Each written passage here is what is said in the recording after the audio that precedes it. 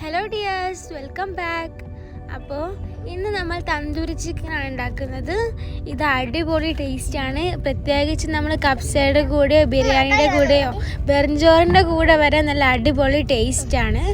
അപ്പം ഇത് നമുക്ക് എങ്ങനെ ഉണ്ടാക്കുന്നതെന്ന് നോക്കണ്ടേ? അപ്പോൾ വീഡിയോയിലോട്ട് കിടക്കുന്നതിന് മുമ്പായി നമ്മുടെ ചാനൽ ഇതുവരെയായിട്ടും സബ്സ്ക്രൈബ് ചെയ്യാത്ത കൂട്ടുകാരുണ്ടെങ്കിൽ ഒന്ന് സബ്സ്ക്രൈബ് ചെയ്യണേ. അതിന് തൊട്ടപ്പുറത്തുള്ള കുഞ്ഞു ബെല്ലൈക്കൺ കൂടി അമർത്തിയാൽ ഞാൻ അപ്ലോഡ് ചെയ്യുന്ന വീഡിയോസ് നിങ്ങൾക്ക് അപ്പോൾ തന്നെ നോട്ടിഫിക്കേഷൻ ലഭിക്കുന്നതാണ്. അപ്പോൾ നമുക്ക് വീഡിയോയിലോട്ട് കിടക്കാം.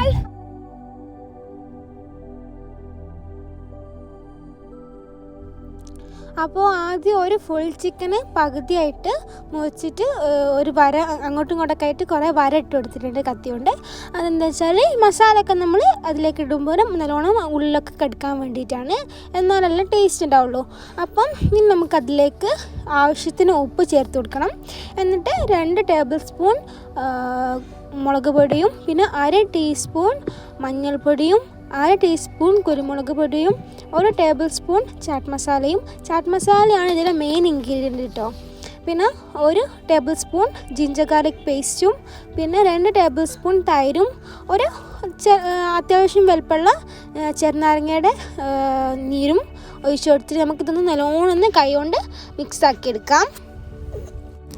അപ്പോൾ ഈ ചിക്കൻ മസാല എല്ലാം പുരട്ടിയതിന് ശേഷം നമ്മളിത് 3 മണിക്കൂറോളം ഇത് റെസ്റ്റ് ചെയ്യാൻ വെക്കണം. എന്നാലേ ഇതിലുള്ള മസാലയൊക്കെ നല്ലോണം എല്ലായിടത്തും സെറ്റായി വരുമൊക്കെ ഉള്ളൂ.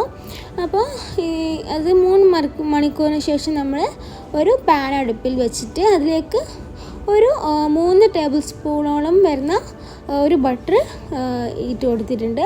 ഇനി ആ ബട്ടർ ഒന്ന് നല്ലോണം മെൽറ്റായി വരട്ടെ, എന്നിട്ടാണ് നമുക്ക് ഇത് പൊരിച്ചെടുക്കേണ്ടത്. അപ്പോൾ ഞാനിവിടെ ബട്ടറിലാട്ടോ ഇത് പൊരിച്ചെടുക്കുന്നത്.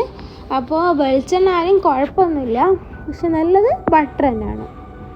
അപ്പോൾ ഞാനിവിടെ 2 പീസ് ചിക്കനും ഇതിലേക്ക് ഇട്ട് കൊടുത്തിട്ടുണ്ട്. പിന്നെ നമ്മളിത് ലോ ടു മീഡിയം ഫ്ലെയിമിലിട്ടാണ് നമ്മളിത് കുക്ക് ചെയ്തെടുക്കുന്നത്.